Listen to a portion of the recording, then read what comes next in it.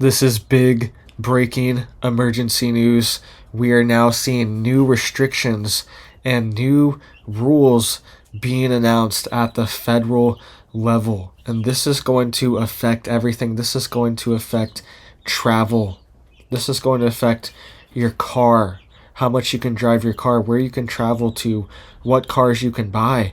This is also going to affect the supply chain and the truckers. They're phasing out the truckers right now, and they're getting hit hard, and this is going to affect our supply chain. These new rules and these new regulations that were just put in place. All right, so this is the start of it all, and we've seen similar announcements like this being alluded to, that they're going to crack down and implement these rules. We've seen Biden himself even say that, talking about declaring emergencies to restrict travel and restrict things like air travel, car travel, travel to different states to help the environment, things like this, right? And now we are seeing very similar rules being implemented, going into effect. This is going to restrict your travel, affect what cars you can buy, right? How far you can drive. And this is also going to affect our supply chain and our truckers heavily, and they are fighting back, and they are saying that this is going to phase out small trucking companies. They're not going to be able to keep up with these new rules and these new mandates, and it's going to overwhelm them and phase them out. All right, so let's get into this stuff. This is big.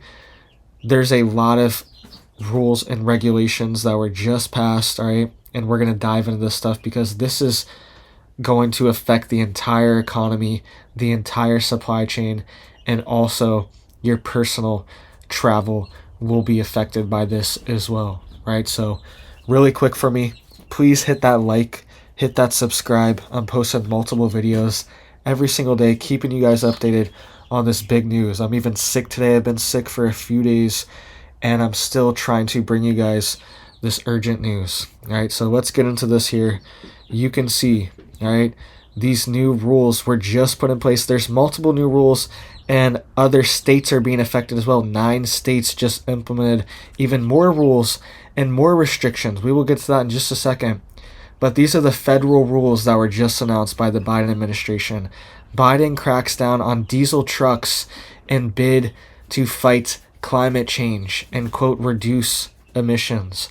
And this is going to be part of the phase out of getting rid of all gas and diesel vehicles and being able to control and restrict travel, right? Because these electric vehicles, they are able to, if the power's not on, the vehicle's not charging, right? They're also able to remotely take control of these vehicles and even drive them back to the dealership if you do not pay your bill for it, right? So this is the phase out of gas-powered vehicles. It's being announced, and it's going to affect our supply chain heavily. You can see here it says the Biden administration finalized long-awaited regulations targeting emissions generated from heavy-duty vehicles, including trucks and buses, the latest salvo in President Biden's sweeping climate agenda. It says the EPA announced the new regulations on Friday morning, and officials said they represent the strongest ever greenhouse gas emissions of their kind. It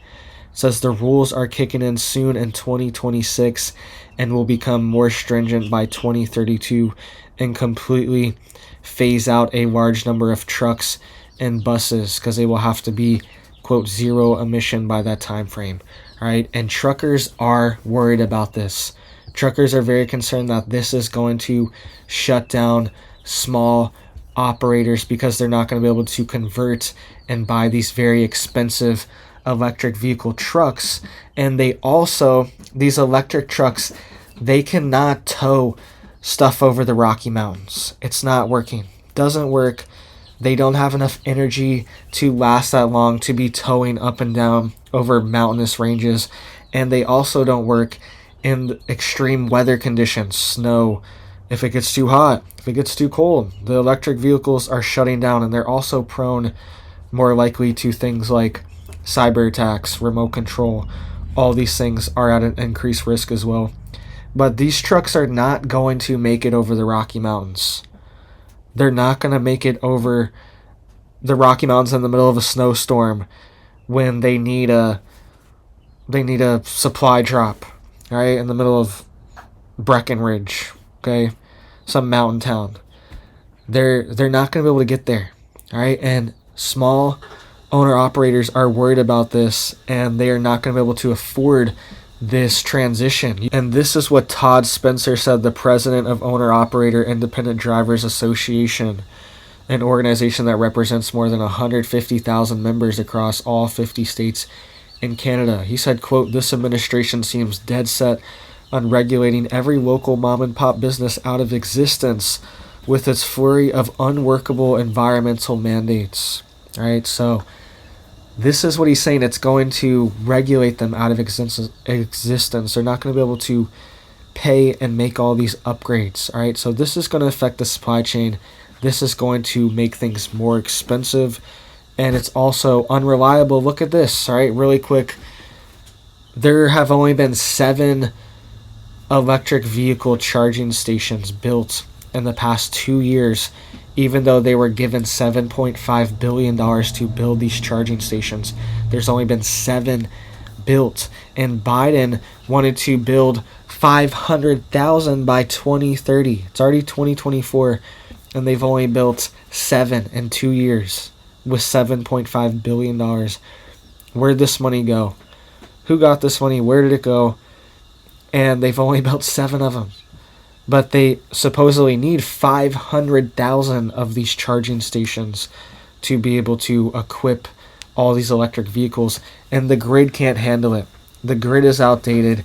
The grid is collapsing on its own weight because we keep adding more power onto it, power needs.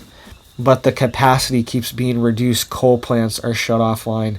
There's hundreds of them every single year. I've showed the list a dozen times on this channel of all the different coal plants. There's been hundreds of them just in the past few years that have been taken offline and are not producing power anymore. All right, the replacement generation from things like solar are not equivalent at all, right? And it's also not as reliable, and it doesn't have as much generating capacity as diesel and natural gas generators do, which accounts for a massive percentage of our grid. So even though these things are electric, a lot of it's still just diesel generators, coal-powered plants, natural gas generation plants, all these things. It's still just using the same resources, just in a different way, maybe even in a more convoluted and less efficient way, right? Most likely that seems to be the case here. All right, so this is setting us up for failure, the supply chain, everything. And the only reason why I bring all these things up is because I love our country. I want our country to win. I want our president to win, anyone, whoever it is. I want our country to be successful, and I want our country to be the best country. All right, that's why these things are brought up and these criticisms are brought up, because it's the policies being implemented that are causing this chaos. And the policies can be reversed, but they are not being reversed, and they're going full steam ahead right now with them. All right, I want our country to be successful. I want our country to be the best. All right, and 9 other states also are planning to ban gas-powered car sales by 2035. And this is just the start, guys. Biden said a few months ago that he's thinking about declaring a climate emergency. That's what I was alluding to before, where he was interviewed and they're asking him, when are you going to declare this climate emergency? And this was probably late last year, maybe October or November of last year. And he said that he's thinking about declaring it soon, and that would entail travel restrictions. That would entail air travel restrictions, car travel restrictions from state to state. All these things are going to be tracked and traced, and these new rules for this crackdown as well, all right, it mandates the government to track and trace these truckers and the emissions that the trucks are emitting in their states. Right, that's what is another part of this mandate. is that they have to regulate the trucks now and keep track of them. And these trucks already have things like diesel exhaust fluid, DEF fluid, and things like that that are supposedly lowering the emission count of diesel. But it's still not enough. It's still not enough, right? And it's going to cause major problems in our supply chain and major shortages. But 9 states are also planning to ban gas-powered car sales by 2035. That's not far. That sounds far.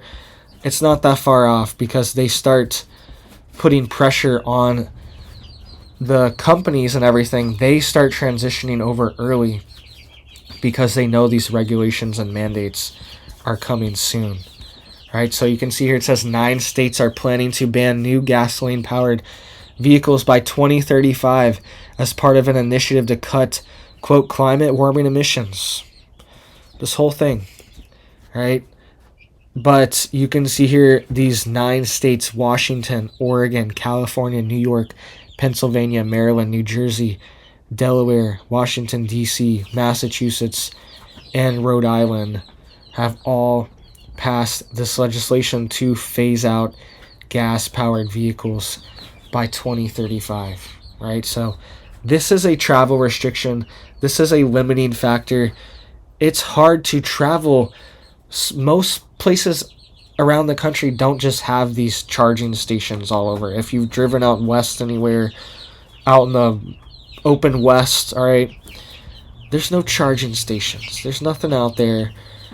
Maybe if you drive 3 hours, you'll find a charging station in a big city if you're lucky, and if you make it there, right? There's no, and the infrastructure there, the grid infrastructure, is not going to handle this or be able to facilitate this either. How are we going to have millions of diesel trucks now all charging at the same time? They're going to be charging all day and all night long. There's going to be hundreds of thousands of trucks charging at any one point throughout the day. This is going to be a massive strain on the grid. This grid capacity alone to charge all these trucks is probably more than the entire grid capacity of the United States. All right, I would almost bet money on it. At least domestically, like household consumption. All right, maybe not like factories and everything combined, but at least household consumption. This probably is going to use more than the American citizens would use on a normal day just charging all this. Where are we going to have capacity to? Even if it's just 10%, 20%, we need more. They're not going to be able to just build that overnight.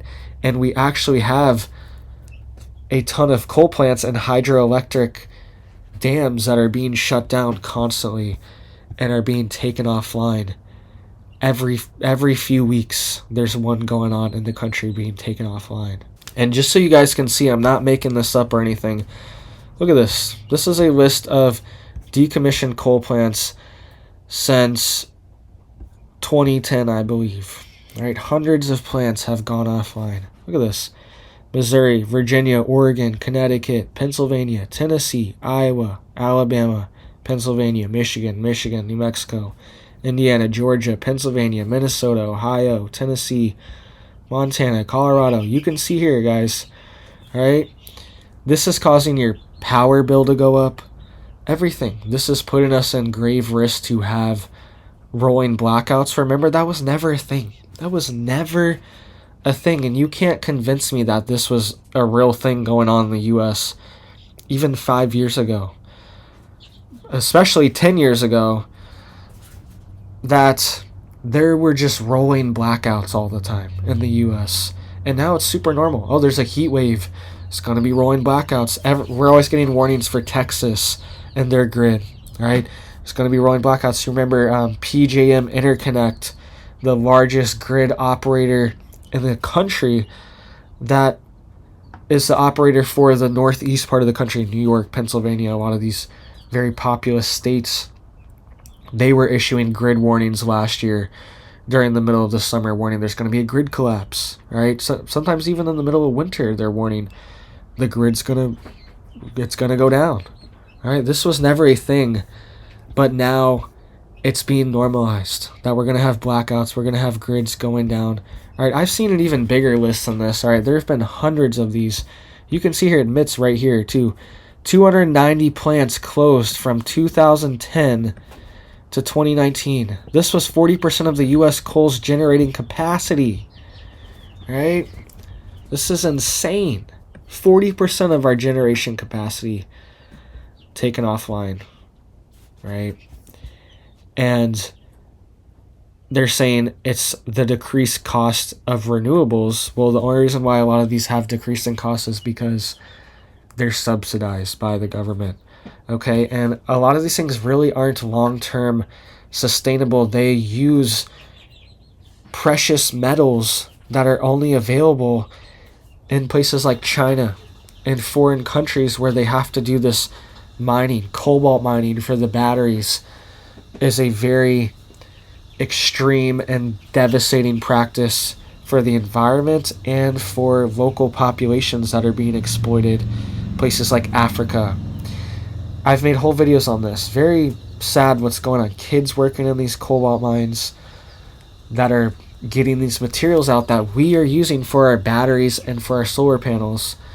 And they're being moved with lines with hundreds and hundreds of giant diesel pusher trucks that are filled up, their truck beds filled up to the brim with cobalt or whatever mineral, and they're just all in line, and they're all just waiting to get to the port, and they're sitting there all day. I've seen the videos of it. In these countries where they're doing this mining, there's just hundreds of these trucks for miles and miles, maybe thousands of these trucks. And they're all just sitting there with their diesel engine on, sitting there just moving inch by inch, a little bit at a time. All right, this guy, he dumped his load, now I get to move up one truck space, all right? And this is the supply chain to get these batteries, to get these solar panels, all these things. The supply chain for it is not sustainable. It is not green. It is not environmentally friendly. It's exploitative, and it's also, it's not good for anyone, right? It's not even really helping anything, because a lot of these things become toxic once they are done. Windmill blades. There's entire windmill blade graveyards because they can't recycle or do anything with these. And they just fill up entire fields with these windmill blades. Same thing with solar panels when they get cracked, when there's a heavy hailstorm, something along these lines that damages the solar panels, they have to be disposed of, right? And there's very toxic metals and also rare metals that are inside of all these things, right? So when you add in all those things into the formula, it's really, most likely it's not better for in any way, right? So make sure you guys are getting stocked up and ready, right? Because this is the future where they're going to phase out gas cars, and then your electric car will be tied to the 5G interface networks, and you will not be allowed to leave you won't even be able to drive them, right? That's part of the reason why they want this very low latency wireless internet in all the big cities, is because they're going to outlaw driving, and they're going to use these towers to command and move all the cars around, right? They're already doing this in places like San Francisco. A lot of these big cities, they have these autonomous cars drive around doing tests all over the time. I think Uber has a few of them testing all the time. This is the future where you don't even get to drive your car, and they can shut your car off, and they can shut the power off as well. Because now if the power goes out and your tank's filled, you can run that car for a while. If you're very conservative with your gas, you can make that last a long time. And you can charge up your phone with it. You can, anything. All right, I have a little fan here that's like a USB fan over here that I use for if it gets hot in here. All right, you can charge anything that takes a USB. You can plug this in to your car and charge it up, right? But that is not going to be there. That's not going to be available if they turn the power off and they control all the electric vehicles. All right, so Get prepared, get stocked up. This is going to cause supply chain issues long term. It's going to cause major changes to our supply chain. And I'm telling you, these trucks are not going to make it over the mountains. These electric vehicles, whenever they've done tests on them, I've seen the test, even like Tesla trucks that are supposed to be like top of the line. They made a truck for Pepsi, I remember. And they were doing tests showing, oh, look at how much stuff we can. They were operating at very diminished capacity for what a normal Pepsi truck operates at. Normally, a Pepsi truck is stacked to the brim. It's filled with water, cans filled with water. Essentially, it's extremely heavy. But it was mostly air. It wasn't packed to the brim. And it was at a much reduced capacity than a normal truck. And it wasn't even towing over any hills or mountains or anything like that, where you have to have that diesel pusher power. You just have to have it. There's no way to get around it. It doesn't matter how much torque you have from the battery just giving you instant torque. That's not going to matter. You just need more pushing power. And diesel and gas engines can be stressed and pushed to limits. All right, you can't really stress a battery. You kind of can, but not the same way that you can stress an engine that has moving parts that are under pressure. All right, it's a little bit different. You can really push it to the limits until you break a gasket, something along those lines. All right, but you can get a lot more power out of these engines. So get prepared now, guys. Get stocked up. Please hit it up for me down there. I hope you have big blessings for your life and your family, and I hope you have a big old blessed day.